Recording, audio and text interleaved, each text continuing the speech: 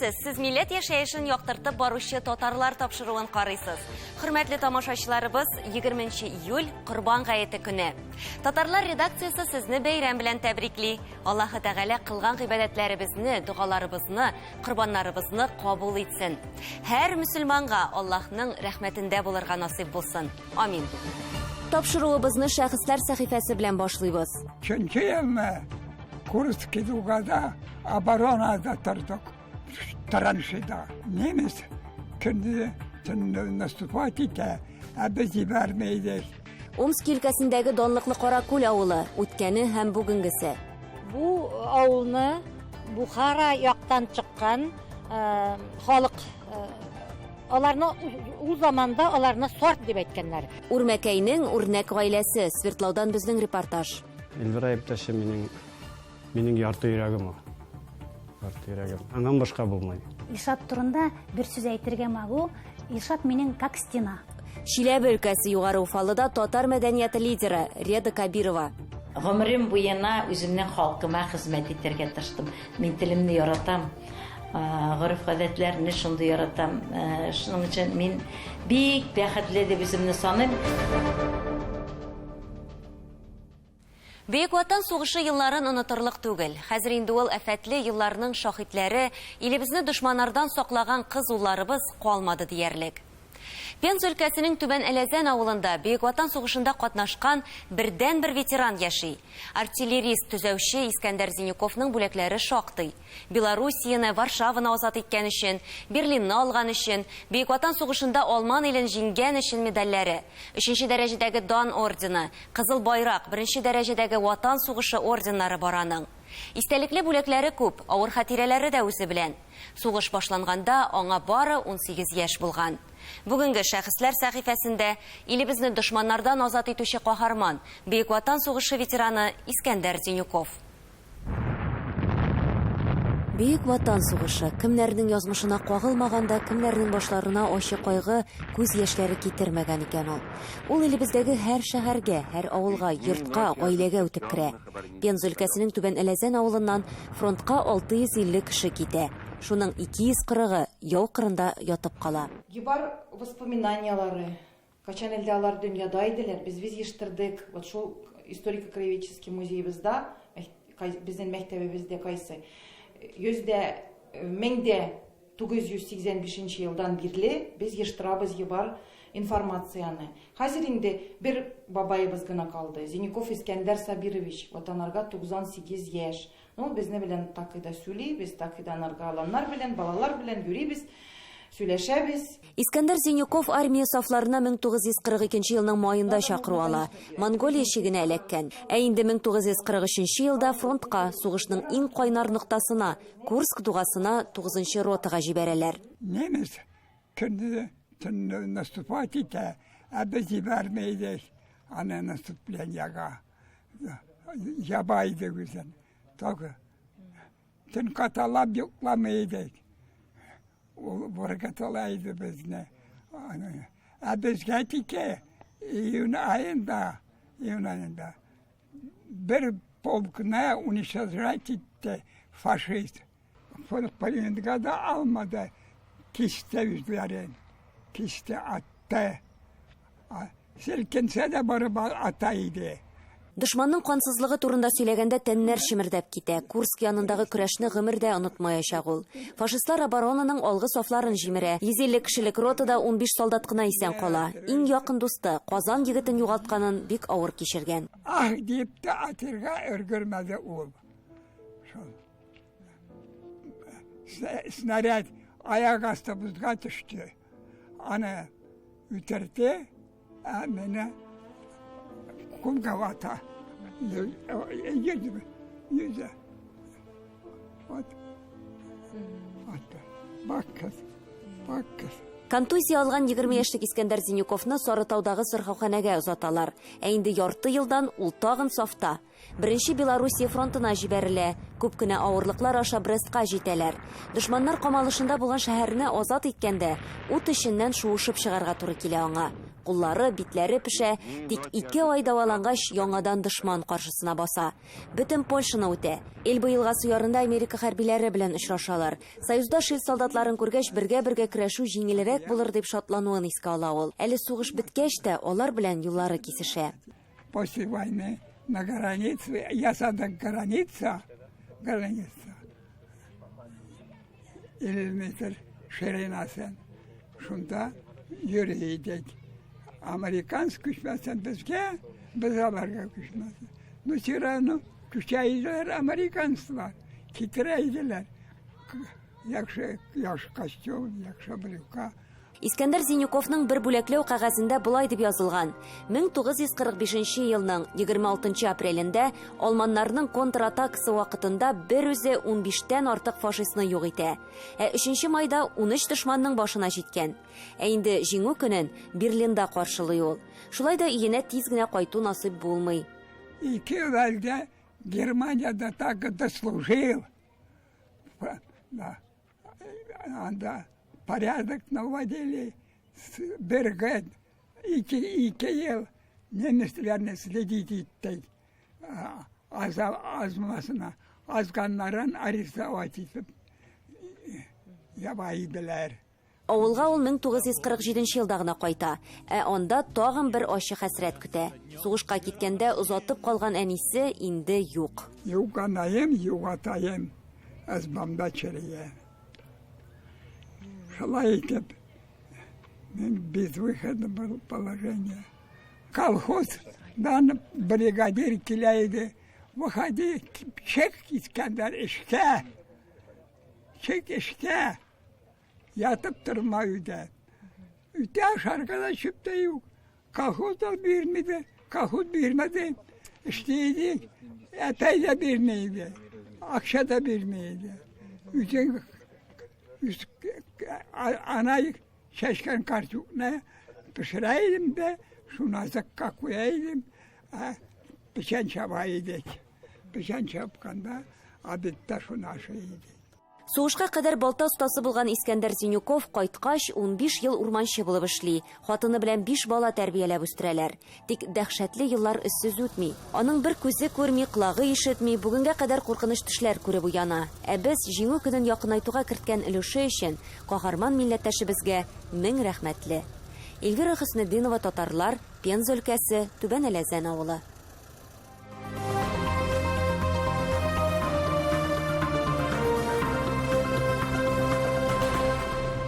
Һәрбер кечкенә генә авыл язмышы халкыбыз тарихы. Үзебезнең сәяхәтләребездә нәкъ менә шул тарихны барлап, киң җәмәгатьчелеккә җиткерергә тырышабыз.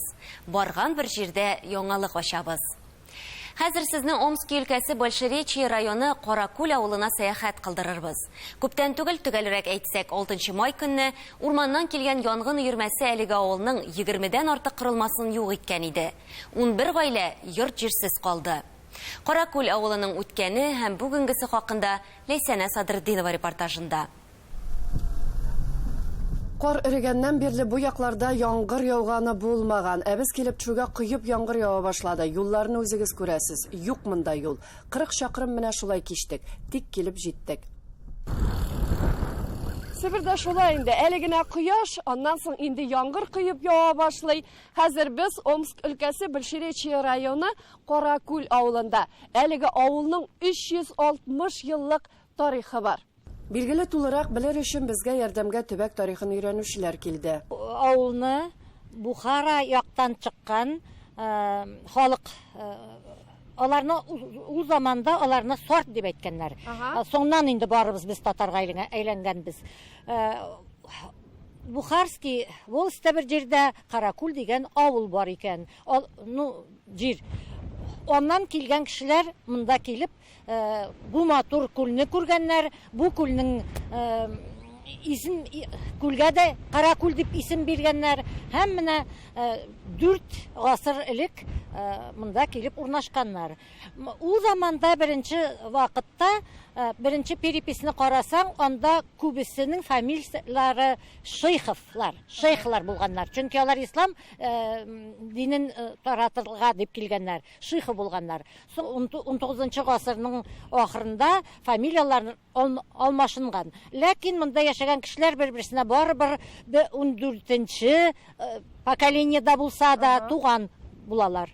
Менә бүгенге көндә Бөгерделек авылында, Төркиядә Каракүл урамына хәтле бар икән. Әйе, моннан киткән кешеләр бик сагынганнар Каракүлне. Ул сәбәпле алар нәрсә компактна дип әйтим, бер урамга урнашканнар.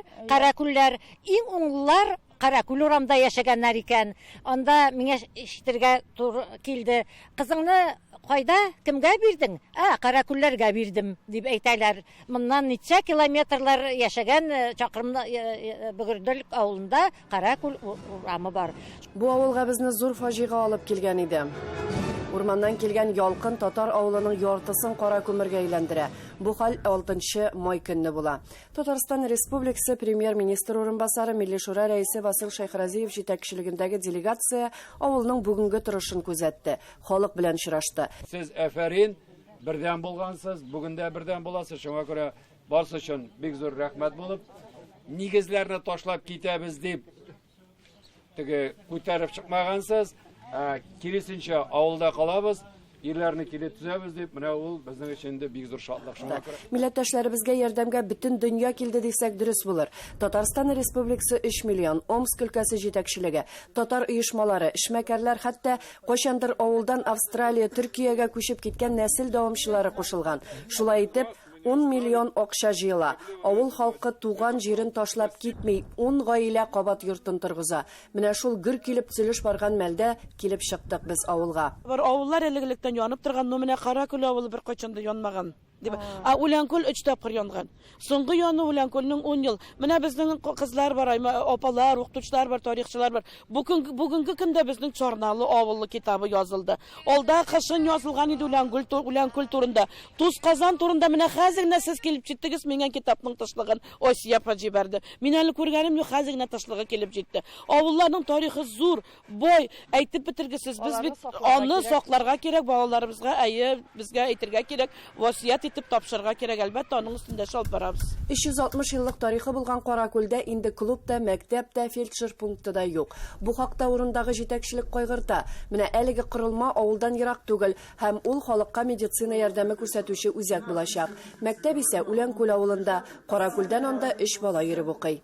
10 йорт төзекләндерелә, 10 йорт төзелә, алар зур түгелләр, аларның күләмнәре кичкенә, чөнки авылыбызда безнең олы кешеләр яши, олы кешеләр үзләре менә шушылар 5-5, 5-7, 6-7 шундый йортлар төзергә уйладылар. Менә шушы кызыл агачтан бүгенге көндә 10 йорт төзеләчәк. Алла берсә бүгенге көндә 7се торды, 7сенең 3-сендә кешеләр яшәргә керделәр.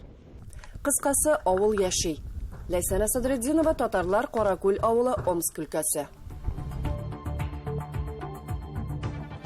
Сез татарлар тапшыруын карыйсыз. Программабызның 2нче өлешендә Үрмәкәйнең үрнәк гаиләсе, Свердлаудан безнең репортаж.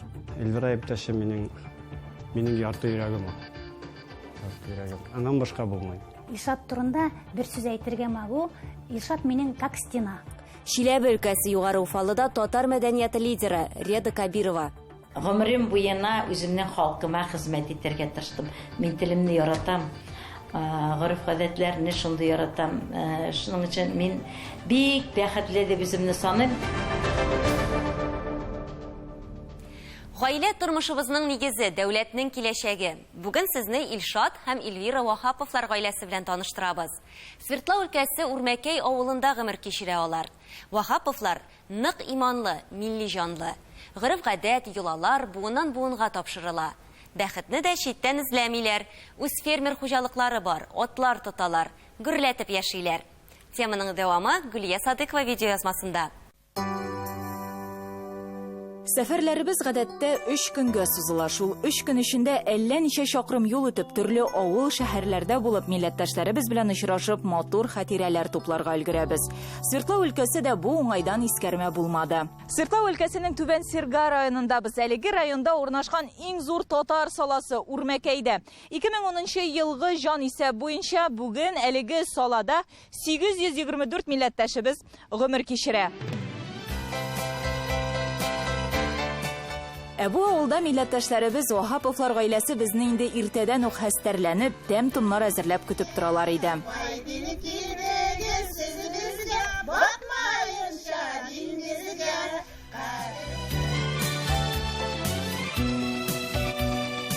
Ваһаповларның 2 ел элек үз куллары белән салып чыккан агач йортына уздык. Җылы, рәхәт мөхит биредә. Ваһаповлар гаиләсеннән ямь бөркелеп тора. Сире гади, нигезендә зур мәхәббәт ята. Илгир ханым белән Илшат әфәнде бер-берсенә 4нче сыйныфтан ук гашыйк. 1992 елда өйләнешәләр, 3 бала үстергәннәр. Менә Белекие Дәрей, улы малайыма 27 яшь, Эмилжан, ул эштә кызганычка каршы килелмәде. Һәм кызым Элис, уртанчысы 11нче классны тамамлый, бүген экзаменда. Икесе дә Үрмәкәй авылында туып үскән алар. Армиягә барып кайттым, техникум тамамладым да бүтән авылдан чыгып китмәдем ди Илшат Ваһапов. Башта заводта эшли, кибетләр тота, соңра үзен авыл хуҗалыгы юнәлешендә сынап карый. Үз җирләре бар. 20 гектар сулы, 10 гектар печән чәчкәннәр, отлар тоталар инде 5 ел дәвамында. Белек Исакны сыйыр көттек инде. Сыйыр көттек, бабайлар булган. Алар атлы сагалар яшьтәктән калды шу, ничек дим, дәрт атлар арзлай итәргә. Атлар төрле порода бар. Бар орловскийлар, русский тяжеловоз бар, бүте документлы, Владимирскийлар бар. Владимирскийларны әле Ирбит районынан барып алдым, Ирбитский райондан. Для души, иткә инде без мусульман кешесе аты ташыбыз. От башын 40-ка тутырырга иде планда чабышкылар үрчетүдә бар ди. Эльвира ханымга килсәк, ул һөнәре буенча педагог. Укуын тәмамлаганнан соң авылга укытучы булып кайта. Бүген Үрмәкәй мәктәбе директоры. Мәктәбебездән бүгенге көндә 65 бала. Балалар бакчасында 28 бала. Безнең учебный планда бар татар теле һәм татар әдәбияты. Татар телене сокларга бик нык тырышабыз. Жыр, татар җырлары, татар биюләре аркылы соклыйбыз. Төрле конкурсларда балалар безнең катнаша. Татарча шигырьләр сөйлиләр. Быел, узган елны һәм алдагы елны без катнашабыз Белинва дигән конкурста. Бу конкурсны оештыра Москва. 2 бала Белинва дигән конкурста катнашып, финалга чыктылар. Балалар язалар инша рус телендә һәм татар телендә. Параллельные тексты дип атала. Менә булай да саклыйбыз татар телен. Һәм инде әлбәттә гаиләдә татарча сөйләшү бу иң мөһиме. Ваһаповларда үзара аралашу бары тик татар телендә. Кеше уллары сүзгә саранрак булса да, шигырь сөйләргә дигәч, чын артистларча тотты үзен. Кайтыр иде егет, юлы Урал. Каршысында тике тауар бар. Киртә түгел, тауар. Тау артында құрылған һәм көчле яулар бар. Әти-әни туганнар белән аралашып дус яшыялар. 2 яктан да әниләре исән сау. Гали апа Илшат әфәнденең әнисе. Бик иртә гаилә кора ул. Гали апага кияүгә чыкканда нибары 15 яшь кенә була. 2 бала тәрбияләп үстергән. Гаиләләр әтиле, әниле булсын иде дип тели ул. Чөнки бала чагы бик авыр уза. Үрмәкәйдә туылдым. 1948 елгамын. Инәем 37 яшендә үлде. Менә бу күлмәк алъяп кышым 53 елны каелган. Инәемнеке күлмәгем 56 елны. Исемен язып торып куйган 56 еллыгы дип. Мин нәрсә дип телим? Минем тоже минем иптәшем үлде. Мин телим барысын аштым. Гаиләле булып яшәсеннәр, парлы булып яшәсеннәр. И балалар тәртипле булып, балаларыбызныкы зәүмәтен күреп утырган насип итсен. Кияүбез, конечно, алтын дип әйтсәң дә була, Аллага шөкер. Ул бик надежный. Илшат минең как стена. Стена булды исә хатын кызга җиңел. Эльвира иптәшем минең ярты йөрәгем. Ярты йөрәгем. Аннан башка булмай. Ул бик акыллы, балаларны тәртипле итеп карый. Екатеринбургка китте исә 2 көнгә все уже мин аннан башка булмай. или барып болам, или өзі келіп жүрді. Айтасым келе, шуны тазалық керек. Бірге ешесінлер, тату ешесінлер, татулық керек. Куш канаты белән гаилә татулыгы белән көчле шул. Гөлия Садыйкова, Татарлар, Үрмәкәй авылы, Свердлов өлкәсе. Милли мәдәниятебезне, гореф-гадәтләребезне саклауга күбрәк хатын-кызларыбыз игътибар бирә. Һәм бу мөгаен шулай булырга тиеш тә. Чөнки гаилә нигезе булган хатын-кыз милләт киләчәгенең тоткасы да. Үз җирендә туган мәдәниятне торгызуга зур өлеш керткән һәм башкаларны да рухландыручы гүзәлләребез һәр төбәктә бар. Киләсе видеоязма Югары Уфалы шәһәрендә һәм аның бүлгесендә 3 тистә ел татар мәдәниятен саклау сагында торган Реда Кабирова турында. Чиләбе өлкәсеннән үз хәбәрчебез Гөлдар Хафизова видеоязмасы. 30 елдан артык Реда Кабирова Югары Уфалыда гореф-гадәтләрне, татар мәдәниятен саклау һәм үстерү белән шөгыльләнә. Авылда үскән чагымнан ук без бик җырлап шулай үстек, спектакльләр куеп алды. Шуннан соң монда килдем, барыбер үстенлек битендә, русча без юнә белмибез дә әле. Башкортстанның Балтач районы Богдан авылыннан бу якларга килгәндә аңа 18 яшь була. Мин килгәнчегә әле андый бәйрәмнәр юк иде берсидә. Мин 76 елны килдем, Уфалы Чиләбе обласына, инде Уфалы шәһәренә эшкә кирип. Югары Уфалы металлургия заводында эшләп, цехның үзешчән сәнгатендә актив катнаша. Татар җырлары һәм биюләре белән концертларда чыгыш ясый. Үзе кебек сәнгатьне яраткан Югары Уфалы егетенә кияүгә чыга. Гаиләсе һәм дуслары белән бергә шәһәрдә милли мәдәни тормышны җанландырып, концертлар, дини һәм милли бәйрәмнәр оештыра башлыйлар. Үзебез кирип киттек, туймада калдык, бөтен гаиләбез белән менә шушы сәнгатькә. Алар минең белән биеделәр, алар минең белән җырлап йөри башладылар, малайлары да, кызлары да. Реда ханым ире Ислам белән 3 бала тәрбияләп үстергәннәр.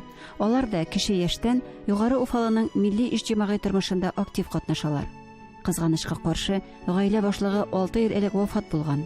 Балалар да күптән туган яклардан чыгып киткәннәр.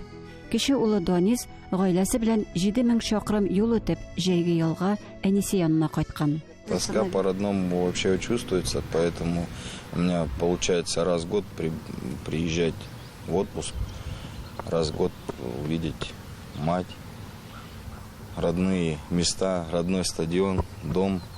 Дом родной, это все время тянет всегда. Родители хорошо воспитали нас. Закалку дали стремление вырасти. Спасибо родителям, что в свое время отправили нас учиться. Меня, брата, Дальневосточное высшее военное командное училище. Реда ханымның 2 улы да хәрби һөнәр сайлаганнар. Улы улы Рафис Ростовта, кечесе Данис Биробиджанда рота командиры булып хезмәт итә. Балалар һәм аныкларының төп йортка килүе иң бәхетле вакыйгаларның берсе ди Реда Мәүлитҗан кызы. Монысы менә безнең җир җиләге диләр. А вот такую можно кушать? Можно. Алар спелайлар улым. Шортлама диләр, җир җиләге диләр. Хәзер кадерле кунаклар балаларына да вакыт бирә Реда ханым. Җәен дә кимемәгән җәмәгать эшенә дә өлгерә. Ой, Рита. Оның күп сөйләргә була. Он безнең энерджайзер. Это она везде. Все городские мероприятия, вот такие массовые. Она и детские сабантуи проводит, ездит вот и на Оракуль, и в детдом. Молодец она.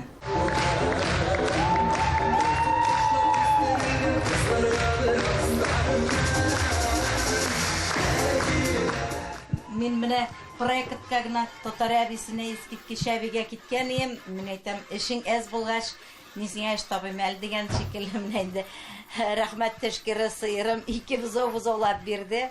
Ну, үзем проектта булган чакта да алар әкрен-генә үстеләр инде. Тиз генә күлмәкләрне салабыз да, сыер сагабыз, бузау эшерәбез. Тиз генә кинәбез дә тагын икенче эшкә йөгерәбез. Бәләкидән хайваннар белән үскәч, алар да битерәсе дә килми сыерны. Менә Аллаһы Тәгалә бүген бер бидра сөт бирде. Сепарат айыртабыз хәзер, коймак эшлибез, ремчек эшлибез. Балалар да уже не җитәр инде дисәләр дә, менә үземне түгел сыерымны жәллем. Сыерым жәл. Победительница Реда Мавлидзановна Кабирова!